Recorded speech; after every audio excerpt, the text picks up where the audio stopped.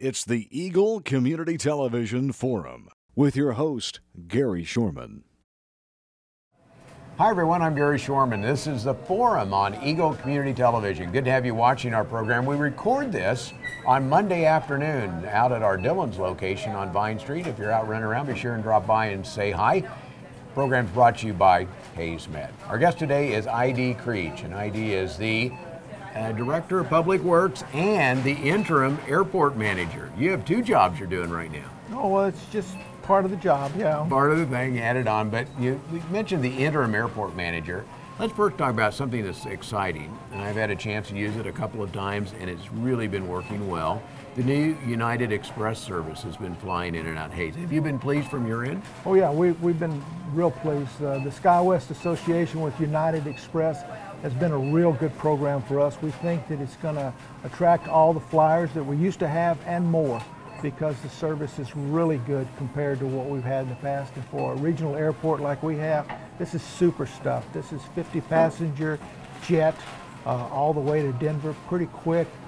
Coming back, got early times out, late times coming back in. It's good travel. It really is. What I've noticed about it is it's real easy to get into the plane. They have a way to get in, so you have somebody on the plane to help you if you need it, including bringing you a Coke or coffee or something along the line on the flight in. And frankly, they do it pretty quick because it's about a 50-minute flight to Denver. It just really is a nice process. It is. The attendant that's on the plane is up and down. There are restrooms on the plane also, which is something we didn't have in the past. You get off on a Skyway when you get to Denver. You're in the United Terminal, so you can go from your plane to your connection. They take your bags off the planes that you flew into Denver with, put it on the next flight, and you're off and running. When you're coming home, they'll take it off the plane that you came into Denver, put it on our plane, and bring it home. Let's talk about that, because not every airport in Kansas has that option where you actually check and you go through TSA.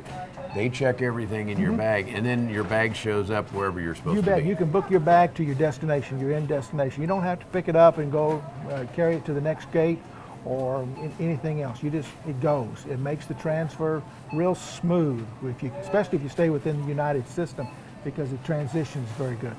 Let's talk about the TSA process, because it is a complicated process, and you see things that happen in the world, but you go to a big airport, you wait in lines to get through the security checkpoints. That's sort of solved here because the security checkpoint is actually at the airport here. You don't have to go through it again anywhere. That's correct. Once you go through security here, you're in a secure system. You're going to land at a secure airport, and you can go anywhere in that terminal that is inside the secure area. And that's why you need to get there on time, so that your bags can be reviewed by TSA before they're put on the plane, and so that you can go through the checkpoint just like you would at any other big airport, because you are going into a secure area. So make sure you get there on time so that you can get on the plane and go. But it's really great. You don't have to fight with hundreds of people, because the plane only holds 50. So that would be the number of people you need to deal with, but you need to be there quick enough to go through this, and United shuts down their computers half an hour before the plane leaves. So you need to be there early enough to go through all that process to get on the plane and make it work. Now they say in big airports you need to be there about 2 hours before. Yeah. Most people are there. You can get through about an hour and a half, and if you're in a real hurry, maybe an hour, but you're cutting it pretty close. Is it any different out here? The difference here is you can get through security a lot quicker because there are fewer people, but you still have to have the time lag before the plane takes off. Going through luggage and things like that, there are only so many people at the airport working, so the people who are checking your bags are then, once the bags are checked, then they move over to start screening you. So it's not like we have 8 people out there working on this thing, we only have 4. Same way with the airlines. Once they're checking you in, then they're the ones who go out and put the bags on the plane. So understanding that we are a small enough airport that people do multitasking, allow them the time to do their jobs, get there in time to allow that. So make sure you get there, and we'd say about an hour before would be great. I have had 3 opportunities to use the flights. Every one of them was on time, left on time, made it on time, got back on time. Now, it isn't something that happened in the past. That's something I see. What do you see? How do you look at the service so far overall? Are you pleased? Because I think the success rate is, or the on-time rate has been right around 90%, which is way high compared to what it was before. Compared to what it was, but you got to understand that SkyWest is one of the better airlines as far as on-time service delivery goes. And we are pleased overall. Things happen. You have mechanical problems. We have weather. We've had a couple of times where lightning's been flashing either here or in Denver, or we have a cloud cover. You can't fly in that weather, so there are going to be delays, and there are going to be some times when flights get canceled. Can't help that. But every time something has happened with these flights through United Express and SkyWest, they have been very good about communicating what's going on, letting you know what's going to happen, and trying to accommodate you in every way possible. That is just a little bit different than what we were used to in the past. I know one of the things, and they will allow you to actually download your ticket onto your iPhone or your phone, and you can load it on there. They'll send you updates if something happens to be delayed. It happened on the other end, not on this end. But that's really a neat service too, because now you walk up, it has all the electronics. You go online, order your tickets through United, and it just seems to be, it's a big time service. It is. If you wanted to download United, the United app on your iPhone, if you have one, you can even check where the flight is. It'll show you a map as to where the flight is, what they're expecting of it. And you don't have to be flying. You may be meeting someone. You can look to see where the flight is, how much time you have to get there, things like that. It's pretty neat. You haven't checked it out, go down, if nothing else, go out and see the neat plane, because they are cool jet airplanes when they come in and do that. 2 flights a day going in and out, and then on weekends it's 1 flight a day, correct? One flight a day. We have the plane comes in every night, late night flight, and then overnights here, which allows us to get out early on the business days and also on the weekend, so you can get to Denver to make whatever connection you need to make, and that's why we say from Hayes to Denver to the world.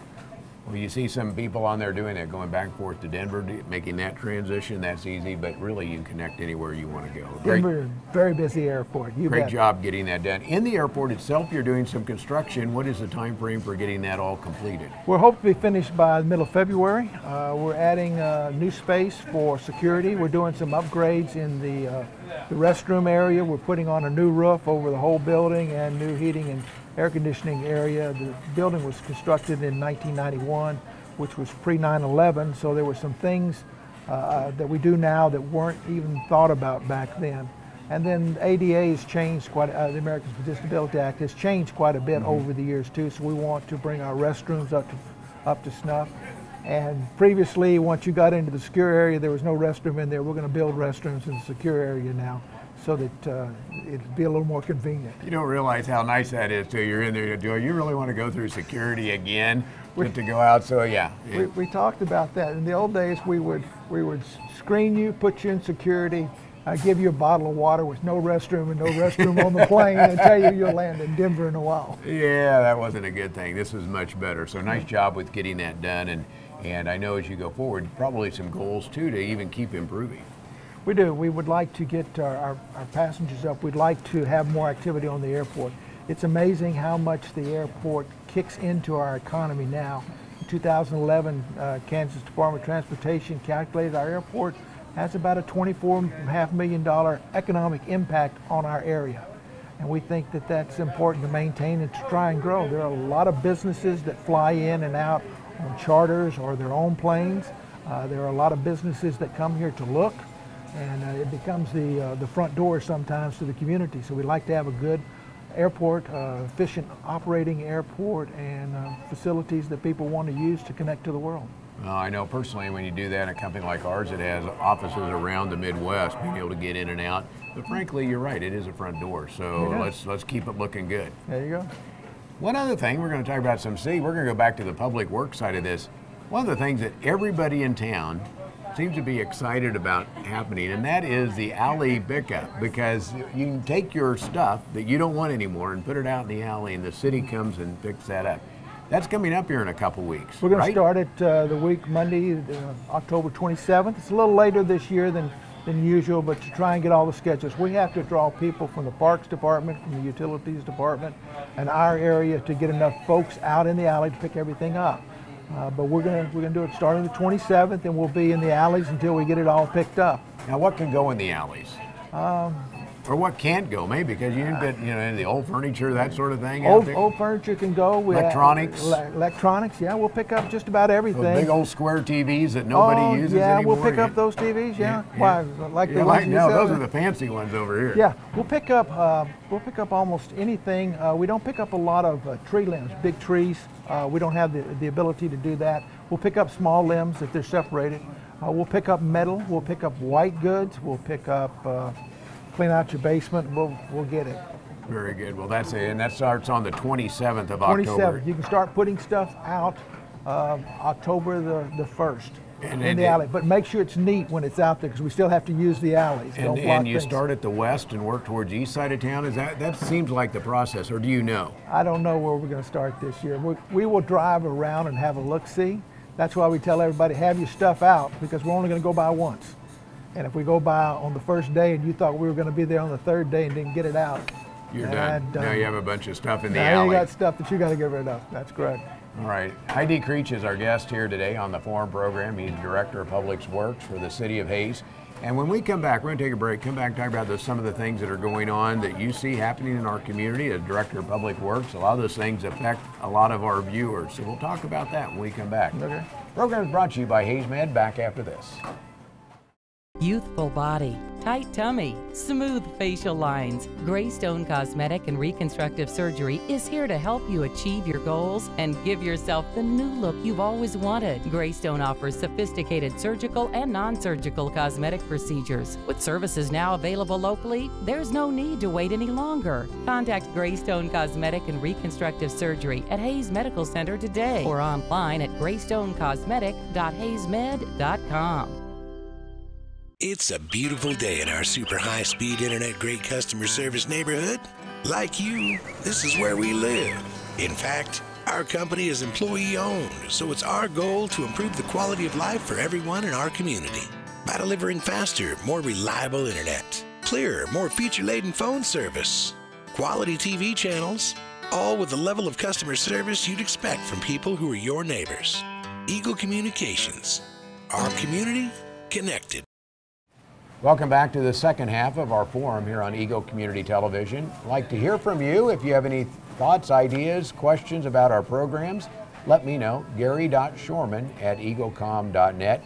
You can also pick up the phone and call me at our corporate office at 785-625-4000. The program is brought to you by Hays Med, and our guest is Heidi Creech, who is the Director of Public Works for the City of Hays, and also is the Interim Airport Manager. And by the way, how long are you going to be the interim airport manager? Do you know yet? One day longer than I have to. I know you've been looking for an airport manager. We have been. Requirements demand that somebody be named. As the airport's part of my department, so my name goes on it for a while. But we're looking. We're trying to find a fit that works for what we plan for the airport in its future, along with some person that we think will fit into the community. So it takes a little while. We think it's a pretty important position. Well, very good. Let me know whenever we make the announcement here, okay? Well, we will. Yeah. All right. Public Works, that covers a broad stretch of things, but frankly, it covers things that we all drive on every day, streets, that sort of thing. A lot of street projects taking place over the summer. Are the local residential street projects finished for the year? The outside vendors have finished all their work and they're gone. We will be doing some in-house things, some minor things like repair of curb and gutter, replacement of inlets. We just finished a project on 22nd, and customer will widen the radius to make turning a little easier. We have projects like that we do in-house. Our people are excellent at it, and we'll be doing some crack sealing preparation for next year. Just general stuff like that. And I think we have a big drainage project we're planning to do this fall, weather permitting. And what about the 41st Street project? Because that's something that has been going on, and I know the western part of that is now complete. What else will you get done yet this year? Before the end of the year, we should have most of the intermediate areas done. There will be a connector that will be left out, which will be finished obviously as the last link. But we have to do it in phases. We're going back and forth. There's an announcement made today that we're going to build a shoe fly, or KDOT will be building a shoe fly. What's a shoe fly? Shoe fly is a side shot so that we can still use the intersection at 41st and Hall. That intersection will stay open throughout the process, and they'll do one side and then the other side. So the shoe fly allows traffic to go around the intersection so that we're not blocked completely. Not a roundabout, is it? No. But kind of a roundabout the intersection little shoe thing. fly, yeah. Okay. That's what it is, and that's to allow the intersection to stay open while we work on the intersection. And the intersection is a key part of the project for sure. That's also coming up, and the Farmer's Almanac, or I guess the old Farmer's Almanac, says there's going to be a lot of snow this year. That's also one thing that you get to run the snow system and snow removal system. When do you start planning that, and what are you taking into account this year? Well, you always start planning it when you're putting a budget together to see if you've got enough money. This year, right now, the guys are getting the trucks ready to go. We put plows on a couple of them to make sure they work. We've ordered the sand. We've ordered the salt that we use. We're ready to make some brine, which is a pre-treatment. We made sure all the equipment is working. This year we have a couple of new plows on some of the bigger trucks to try and push some more snow. So that'll be going forward. After that, we just look at what we did last year, the year before. We've made a few changes over the last 3 or 4 years about how we went about taking care of the snow problem, and we adjust our system a little bit. But we're ready. The shelves are full with the salt and sodium, and we're ready to order more if we need it. But we'll put the plows on when we need to put the plows on. You know, last year some communities actually ran out of some of that because there was a lot of snow last year just as well, and that planning obviously makes a big difference. And as much as you plan, it never happens that way because snows happen, seems like middle of the night, somebody has to be up early in the morning. Streets, same way. Is there a system for cleaning the streets? Yeah, we have the emergency snow routes, and we have secondary snow routes, and we have added an auxiliary set of snow routes after that now, so that if we get a chance to get at them, we'll push the snow. But you can't get everything in town in the first 3 hours, I know that. We don't have enough equipment to do that, and we also don't have enough space to push the snow. If we start pushing snow, you got to push it someplace. It just doesn't just go away. So if we get into some really tight areas, there's no place to stack the snow and get rid of it. Downtown, we wait till real late at night. We stack it all up and we haul it off, and that takes a lot of our resources just to do that. But that's a prime example of a place where you can't push snow. There's just no place to push it. My guess is you get plenty of suggestions on how to do that better, don't you? Oh, yes. My job is real easy during that period because somebody will tell me how to do it. Well, anything else on the horizon that you're looking at doing that's going on in the city of Hays? Because you're right, you have your ear to the ground on all that stuff. Really? Yeah, you do.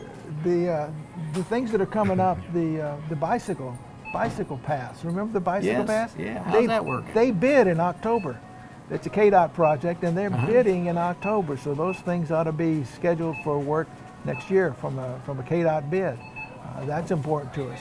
That's the levee trail and all those things dealing with that. Stormwater. Which is going to be a nice thing for our city and community to have. We think so.